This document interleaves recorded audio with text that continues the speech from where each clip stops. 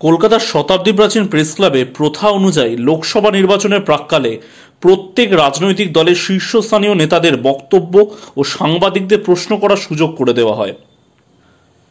আজ ভারতীয় জনতা পার্টির রাজ্য সভাপতি ডক্টর সুকান্ত মজুমদার কলকাতার সাংবাদিকদের সঙ্গে প্রশ্ন এবং উত্তরে অংশগ্রহণ করেন। দেখুন, একদিকে ভারতীয় জনতা পার্টির শুধু নয়, আমি বলবো বিশ্বের অন্যতম জনপ্রিয় নেতা মাননীয় প্রধানমন্ত্রী নরেন্দ্র মোদী আমাদের প্রার্থী, প্রধানমন্ত্রী পদপ্রার্থী, যার নেতৃত্বে আমরা বিশ্বাস করি যে এইবার দ্বিতীয়বারের জন্য নরেন্দ্র মোদীর সরকার, নরেন্দ্র মোদীর 3.0 সরকার তৈরি হতে চলেছে। এবং উল্টো দিকে যারা আছে, আমাদের যারা বিরোধী, তারা কখনো কোথাও ইন্ডি জোট গঠন করে আছে, অথবা কখনো কখনো সেই ইন্ডি জোট পশ্চিমবঙ্গের মতো রাজ্যে এলে কেমন যেন ভোটে পরিণত হয়ে যায়, অর্থাৎ তাদের না নীতি আছে না নেতা আছে। আমরা দেখতে পাই যে বিশেষ করে পশ্চিমবঙ্গের ক্ষেত্রে এই লড়াইটা সরাসরি বিজেপি বনাম তৃণমূল। একদিকে আমাদের নরেন্দ্র মোদী মতো নেতা, অমিত শাহের মতো নেতা এবং আমাদের পশ্চিমবঙ্গের যারা নেতৃত্ব আছে আমরা একদিকে, বিপরীত দিকে যাদের বিরুদ্ধে আমাদের লড়াই, তাদের বিরুদ্ধে একদিকে কয়লা পাচার, গরু পাচার থেকে শুরু করে সন্দেশখালীর মতো ঘটনা ঘটানো, এবং তার সাথে এখন নতুন এক জিনিস আমরা চোখের সামনে দেখতে পেলাম যে যারা কিছু মানুষ বা কিছু বিধায়ক তৃণমূল কংগ্রেসের বা কিছু নেতৃত্ব যারা এখন পশ্চিমবঙ্গে আমাদেরকে 70 এবং 30% হিসেব বোঝাচ্ছে, এবং কোথাও 70% হয়ে গেলে গঙ্গায় ডুবে মরতে হবে সুকান্ত মজুমদার যদি আপনার নাম হয়, বা তুষারকান্তি ঘোষ যদি আপনার নাম হয়, তার আমরা প্রচন্ড হুমকি পাচ্ছি। তো স্বাভাবিকভাবে বাংলাকে এই জায়গা থেকে পরিত্রাণ খুঁজে পেতে হবে, এই থেকে রাস্তা খুঁজে পেতে হবে। কংগ্রেসের মতো দল যারা সারদা থেকে, রোজ ভ্যালি থেকে, হাইকোর্ট থেকে, পিনকন থেকে, তার সহ বিভিন্ন যে চিট ফান্ডের একের পর এক কেলেঙ্কারি, 100 দিনের কাজের টাকার মিসইউজ, এবং আবাস যোজনার ঘর থেকে মিড ডে মিলের চাল, কোনো কিছুই পশ্চিমবঙ্গে তৃণমূল কংগ্রেস বিক্রি করতে বাদ দেয়নি বা চুরি করতে বাদ দেয়নি। এবং আমি খুব ইয়ার্কির ছলে বলি যদিও, যে তৃণমূল কংগ্রেস একটি দিকে রেকর্ড করেছে, ভারতবর্ষে এর আগে বহু রাজনৈতিক নেতা দুর্নীতি করে জেলে যাওয়ার উদাহরণ আমরা দেখেছি, লালু প্রসাদ যাদব থেকে শুরু করে জয়ললিতা থেকে শুরু করে অনেকে। কিন্তু এই প্রথম পশ্চিমবঙ্গে একজন নেতাকে দেখলাম, তিনি একা যাননি, সঙ্গে বান্ধবী সহ জেলে গেছে।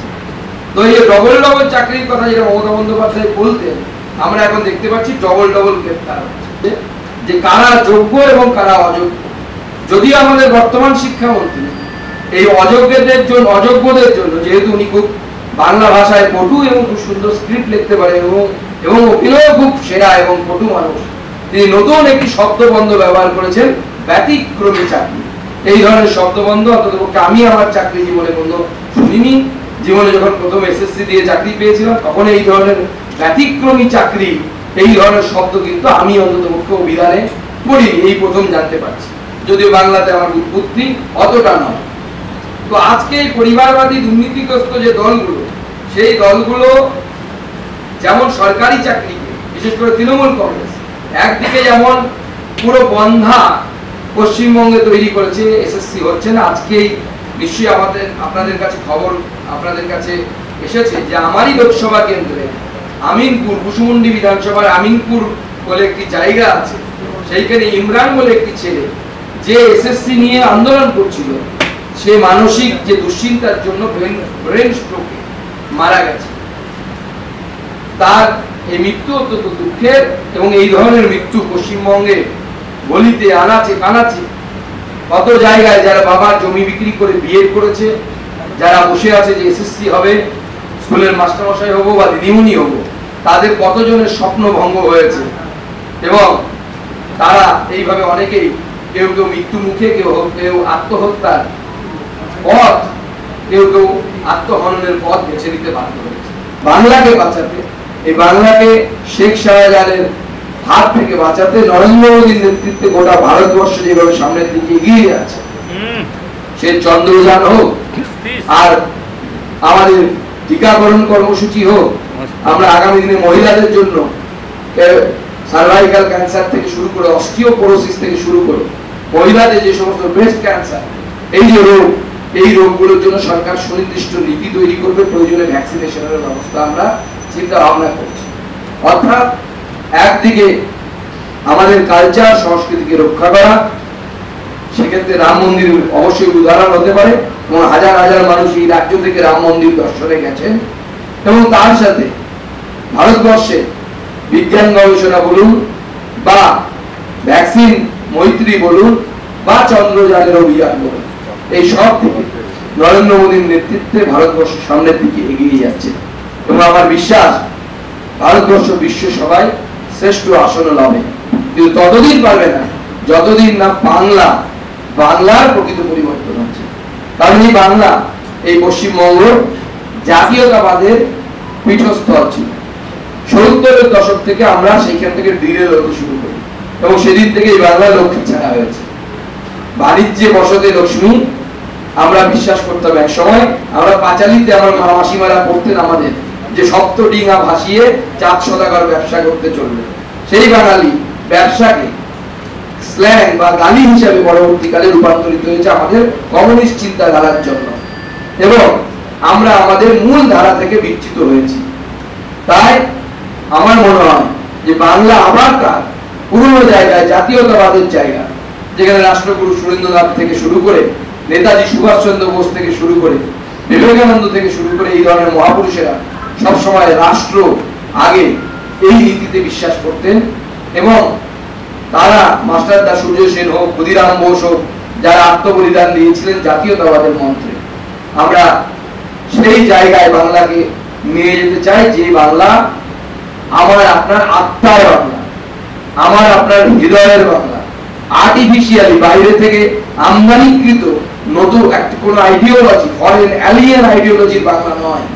সেই বাংলা, যে বাংলা তার নিজের ভেতর থেকে যার সাথে একাত্মীকরণ করতে পারবে, আত্মীয়তা বোধের আবদ্ধ হবে, সেই নীতির মাধ্যমে আমরা বাংলাকে, ডক্টর শ্যামাপ্রসাদ মুখার্জির বাংলাকে সেই রাস্তায়, সেই পথে নিয়ে গেলে, জাতীয়তাবাদের পথে নিয়ে গেলে আমার মনে হয় বাংলার উত্তরণ ঘটবে এবং বাংলা আগামী দিনে আবার এই যে 26% আমাদের জিডিপিতে কন্ট্রিবিউশন ছিল, গ্রস ডোমেস্টিক প্রোডাক্টে কন্ট্রিবিউশন ছিল, তার থেকেও বড় জায়গায় যেতে পারবে।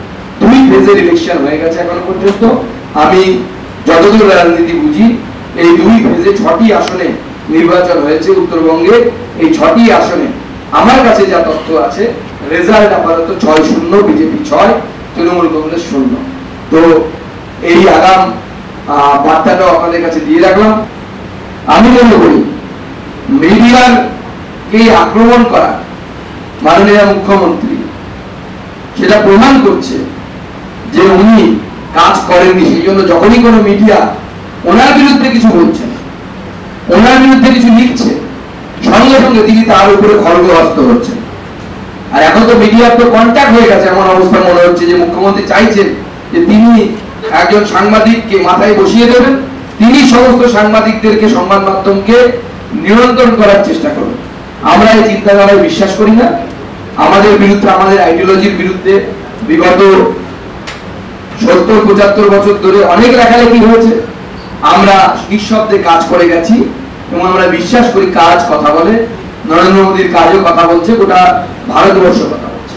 পরবর্তীকালে শব্দ বসানো হয়েছে কিনা এখনো তদন্ত হয়নি। আপনারা যখন প্রচার করছেন তখন লিখে দিচ্ছেন যে এই ভিডিওর সত্যতা আমরা যাচাই করিনি, তাই তো? একদিকে এই যেটা তৃণমূল কংগ্রেসের দাবি, অন্যদিকে এখনো পর্যন্ত আমার কাছে যেটা খবর যে 600 থেকে 700 জন ব্যক্তি, তার মধ্যে মহিলা পুরুষ উভয়ই আছেন, মানে মহিলা এবং পুরুষ, তারা এফিডেভিট করে সিবিআই এর কাছে বলেছে, কেউ কেউ কোর্টে এফিডেভিট করেছে যে হ্যাঁ আমার সাথে এই ঘটনা ঘটেছে। আমরা এই একজনেরটাকে কেন তৃণমূল কংগ্রেসের কথা অনুসারে আমি যদি ধরেও নিই ওটা সত্যি ভিডিও, তা আমি কেন একজনের কথাটাকে গুরুত্ব দিব 600-700 জনের কথাকে ডিসকার্ড করে, বাতিল করে? আর আমি এইখান থেকে আমি এর আগেও তো বলেছি, তৃণমূল কংগ্রেসের কোন নেতা নেত্রীর দম আছে আসুন, চলুন সন্দেশখালীতে আমার সাথে। মুখ্যমন্ত্রীকে যাওয়া উচিত ছিল সন্দেশখালী। কোথায় কোথায় জমি নিয়ে ভেরি তৈরি করা হয়েছে চোখে আঙুল দিয়ে দেখিয়ে দেবো। যদি দেখাতে না পারি আমরা রাজনীতি ছেড়ে দেবো। আপনারা কি সেই চ্যালেঞ্জটা নিতে পারবেন? তৃণমূল কংগ্রেসের নেতারা, শেখ শাহজাহান কি কোনো অন্যায় করেনি? কিভাবে একজন সাধারণ ব্যক্তি সন্দেশখালীর বেতাজ ব্যবসা হয়ে কত কোটি টাকার মালিক, তার কোনো হদিশ নেই। ডাক যে সিন্ডিকেট, সেই সিন্ডিকেট পর্যন্ত শেখ শাহজাহান, শিবু হাজরা এদের ইনভলভমেন্ট পাওয়া যাচ্ছে। বিদেশে তৈরি আর্মস মাটি খুঁড়ে পাওয়া যাচ্ছে, আর সেটা খোলা হয়েছে নাজার থানা অফিস সামনে। সেই বাড়ির, যার বাড়ি সেই মহিলা, তিনি বলছেন হ্যাঁ আমার সামনে মাটি খুঁড়ে অস্ত্র উদ্ধার করা হয়েছে, কোনো অন্যায় না এটা। এরপরে তৃণমূল কংগ্রেস এত বড় বড় কথা বলছে। দ্বিতীয়, রাজভবনের যে বিষয়টি আমি আগেও বলেছি, যেহেতু রাজ্যপাল এটা সম্মানীয় পদ, রাজ্যপালের এই বিষয়ে যা বলার রাজভবন থেকে বলা হবে। কেন এখানে আয়ুষ্মান ভারত চালু হয়নি? তার কারণ হচ্ছে আয়ুষ্মান ভারতের যে 5 লক্ষ টাকা, তার 3 লক্ষ টাকা দেয় কেন্দ্র সরকার, 2 লক্ষ টাকা দেয় হচ্ছে রাজ্য সরকার। রাজ্য এবং কেন্দ্রের যৌথ ব্যবস্থায় কেন্দ্র এটা পরিকল্পনা করেছিল, যেহেতু হেলথ আমাদের কনস্টিটিউশন অনুসারে, আমাদের সংবিধান অনুসারে যৌথ তালিকায় পড়ে, কিন্তু আমাদের রাজ্য সরকার এটা পার্টিসিপেট করেনি। তাই নরেন্দ্র মোদীর নেতৃত্বে আমরা সিদ্ধান্ত নিয়েছি 70 ঊর্ধ্ব যারা থাকবে তাদেরকে এই সুবিধা আমরা সরাসরি দেবো, মানে 3 লক্ষ টাকা নয়, এই 5 লক্ষের 5 লক্ষ টাকায় কেন্দ্র সরকার দেবে। অর্থাৎ রাজ্য সরকারের কোনো প্রয়োজন থাকলো না। রাজ্য সরকারের কাছ থেকে যদি আমরা 40% চাইতাম, তাহলে রাজ্য সরকারের কোনো বক্তব্য থাকতো, বা তারা চাইতেন বা না চাইতেন সেই জায়গা থাকতো। যেহেতু পুরো 5 লক্ষ টাকা কেন্দ্র সরকারই দেবে, কেন্দ্র সরকারের তহবিল থেকে দেবে, অতএব এক্ষেত্রে রাজ্য সরকারের কোনো এখতিয়ার বা কোনো ধরনের পারমিশনের প্রয়োজন পড়বে। নিশ্চয়ই বাংলা মিডিয়ামে পড়াশোনা করেছেন কিনা জানি না, আমি বাংলা মিডিয়ামে পড়াশোনা করেছি। তর্কের খাতিরে, এই শব্দটা মানে বুঝুন। তর্কের খাতিরে মানে আমি কথা চাইও নি, আমি ধরেও নি, হাইপোথেটিক্যাল কন্ডিশন। আমি তো বলছি না যে আমি ধরে নিচ্ছি, সেটা আমি বলেছি, প্রথম লাইনে বলেছি এটা ফেক। আমাদের যিনি, যার বক্তব্য দেখানো হয়েছে এটা ফেক না অরিজিনাল, তার কোনো প্রমাণ আমাদের কাছে নেই। যার বক্তব্য দেখানো হয়েছে গঙ্গাধর বাবু, সে বলছে যে এটা ফেক, আমি এই কথা বলিনি। আর এখন তো এআই এর যুগে সবকিছু করানো যায়। আপনাকে দাঁড় করিয়ে আপনার ছবি দিন, ভিডিও দিন, আমরা বানিয়ে দেবো, সেখানে আপনি নাচতে নাচতে মমতা ব্যানার্জি জিন্দাবাদ বলতে বলতে যাচ্ছেন, করে দেন। এবং সম্ভবত একটি ইউটিউব চ্যানেলে এটা আপলোড করা হয়েছে, যে ইউটিউব চ্যানেলটি এই আপলোডের ঠিক 22 ঘন্টা আগে এই ইউটিউব চ্যানেলটি জন্ম হয়েছিল। আপনি কিছু বলছেন, আপনি তার মানে একভাবে বলতে পারতেন? অবশ্যই আমাদের যে সভাপতি সে তো বলছে ঠিক, মানে যার বক্তব্য সে নিজে বলছে। কংগ্রেসের প্রধানমন্ত্রী ছিলেন তখন, আমাদের মাননীয় প্রধানমন্ত্রী, তৎকালীন প্রধানমন্ত্রী, তিনি তো অন ক্যামেরা বলেছিলেন এই দেশের সমস্ত সংসাধনের উপরে প্রথম অধিকার মুসলিম মাইনরিটিসদের, স্পেশালি মুসলিমদের। কোন নাম অনুসারে? এটা নিউটনের, আর্কিমিডিসের যুক্তি কি? What is the logic behind it? Manmohan Singh তো বলেছিলেন। এবং তারপরে ওনারা বলছেন যে আপনাদের পৈতৃক সম্পত্তির স্ক্যানিং হবে, এক্স-রে করা হবে, কে কত সম্পত্তি রাখতে পারবেন, বাদ বাকি সম্পত্তি ভাগ করে দেওয়া হবে। কাদের মধ্যে ভাগ করে দেওয়া হবে? তারাই তো বলছে 15% রিজার্ভেশন দেবেন। ভারতবর্ষের সংবিধান বলছে যে আপনি 50% এর বেশি রিজার্ভেশন করতে পারেন না। তাহলে আপনি যে 15% যে কাটবেন, কার কাটা যাবে? হিন্দু, এসসি, এসটি এদের কাটা যাবে। ঠিক যেভাবে মমতা বন্দ্যোপাধ্যায় এখানে ওবিসি, হিন্দু ওবিসিদের রিজার্ভেশন কমিয়ে দিয়েছে বলতে বাধ্য হচ্ছে কম দিতে, যেখানে মুসলিম ওবিসিরা ঢুকে যাচ্ছে। তো সবাই তারাই তো ক্ষতিগ্রস্ত হবে। আমরা নতুন কিছু বলেনি, মাননীয় প্রধানমন্ত্রী আলাদা কিছু করেননি, ওনাদের কথাই ওনাদেরকে শুনিয়েছেন। প্রধানমন্ত্রী, তৎকালীন প্রধানমন্ত্রী ডক্টর মনমোহন সিং এর বলা কথা, আমরা তো নতুন কিছু বলছি না। অর্থনৈতিক কোন উন্নয়ন বিগত শুধু মমতা বন্দ্যোপাধ্যায়ের সময় না, আমরা যবে থেকে বন্ধ করে দাও, ভেঙে দাও, ঘুরিয়ে দাও এই মন্ত্রে দীক্ষিত হয়েছি, তবে থেকে বাংলা, আমি যেটা বলি বারবার, বাংলা লক্ষ্মী চালা হয়েছে। এবং বাণিজ্যে বসত লক্ষ্মীর মন্ত্র আমরা যবে থেকে ভুলে গেছি। সোসাইটিকে পলিটিক্স গভর্ন করতে পারে না, সোসাইটি পলিটিক্সকে গভর্ন করবে। পলিটিক্স দরকার, পলিটিক্স থাকবে, কিন্তু সবকিছুতে পলিটিক্স থাকা ঠিক নয়। সোসাইটি, সমাজ তার মতো চলবে। এই চিন্তাধারা থেকে আপনি কেন হচ্ছে এখন শিল্পায়ন করতে যান, জমি কিনতে যান, সেখানে রাজনৈতিক নেতা। এবং বিজেপি ক্ষমতায় এলেও এই সমস্যা প্রথম দিকে থাকবে, সেটাও আমি বলছি। আমাদেরকে এটা পরিবর্তন করতে হবে এবং যেখানে যেখানে আমরা ক্ষমতায় এসেছি আমরা পরিবর্তন করেছি। ত্রিপুরা বামফ্রন্ট আমলে কি ছিল, রাস্তাঘাট কি ছিল, বিজেপির আমলে রাস্তাঘাট কি ছিল, আপনাদেরকে বলছি আপনারা চ্যালেঞ্জ নিন, আপনারা সেই সময়কার রাস্তাঘাটের ছবি দেখান, বর্তমানের ছবি দেখান। ত্রিপুরাতে এয়ারপোর্ট কি ছিল, এখন কি এয়ারপোর্ট আছে, আপনারা ছবি দেখান। আমরা চ্যালেঞ্জ নিতে রাজি আছি। আমরা এই জায়গা থেকে বাংলাকে বের করে আনতে চাই, শিল্পের বাংলা আনতে চাই। যে বাংলা তারকানাথ ঠাকুর যখন শিপ নিয়ে বিজনেস করতে হতো ইংল্যান্ডে, সেই ধরনের বাংলা আমরা আনতে চাই এবং বাঙালির মধ্যে সেই সামর্থ্য আছে। বাঙালি শুধু জব শিকার হতে পারে না, বাঙালি জব কিপার হতে পারে। কিংশুদ্ধ এটিএল বাংলা যেটা বলা সেটা হচ্ছে প্রধানমন্ত্রী আত্মনির্ভরশীল হতে বলেছে সবসময়, কিন্তু আমাদের পশ্চিমবঙ্গের বিজেপি দলটা আত্মনির্ভরশীল এখনো হয়ে উঠতে পারেনি। এই জন্য যে বিজেপির শীর্ষ নেতৃত্ব অনেকে নির্বাচন ছিল তৃণমূল পরবর্তীকালে দেখা গেল যে এই যে অর্জুন সিং এবং তাপসের ক্ষেত্রে দেখা গেল যে একটা প্রার্থী করে দেওয়া হলো। তো আপনারা কি কখনো মনে করেন অন্তর্গত হতে পারে এই বিষয়ে আপনার কথাটা নিয়ে গেছে, আর আপনার কথা অনেক বামপন্থীদের কথা বারবার ফিরে গেল, বামপন্থীদের কি প্রাসঙ্গিক হয়ে পড়ছে আপনার কাছে? না দেখো, বামপন্থীরা প্রাসঙ্গিক এই মুহূর্তে রাজনীতিতে নেই, ভোট রাজনীতিতে নেই। কিন্তু আমি যেটা বরাবরই আমি পরিষ্কার করি, বামপন্থীরা আমাদের আইডিওলজিক্যাল সব থেকে বড় বিরোধী। এবং যেহেতু আমার ব্যাকগ্রাউন্ড অতটুকু আইডিওলজিক্যাল ব্যাকগ্রাউন্ড, আমি আদর্শগতভাবে ভারতীয় জনতা পার্টির সাথে যুক্ত এবং তার আগে আমাদের যে অন্যান্য সংগঠনগুলো আছে, সামাজিক সংগঠন যাকে আমরা বলি, সেই জন্য বামপন্থীদের কথা আমি বেশি বলি। কারণ যখন বামফ্রন্ট ক্ষমতায় ছিল তখন আমি স্কুলের মাস্টারমশাই হিসেবে আমাকে এবিটির মেম্বারশিপ বামফ্রন্ট করাতে পারেনি, স্কুলে অনেক চাপ ছিল সেই সময়। এবং আমরা বামফ্রন্টের সময় দেখেছি, এই যে এখন বলা হয় না তৃণমূল চাকরি দিচ্ছে টাকা নিয়ে, বামফ্রন্টের সময় শুধু টাকাটা নেওয়া হতো না, ক্যাডারদের চাকরি হতো। আমি আমার এলাকায় চলুন, আঙুল দিয়ে দিয়ে দেখিয়ে দিব আরএসপি করতে চাকরি পেয়েছে, আমার গলিতে আছে, নাম বলবো না। আমি আমার ব্যাচমেটকে দেখেছি, আমরা টিউশন পড়তে যেতাম, অঙ্ক করছি, ও খাতা ফেলে পাশে পড়ে রেখেছে, জানে বাবা হোল টাইম আর চাকরি হবে। পরবর্তী সময় হয়নি, সরকারটা বদল হয়ে গেছে, তার নামও বলবো না, দেখলে চোখে দেখেছি আমরা। তো আমি যেটা বলি আমার বাস্তবিক অভিজ্ঞতা থেকে বলছি। দ্বিতীয় কথা হচ্ছে আত্মনির্ভরতা।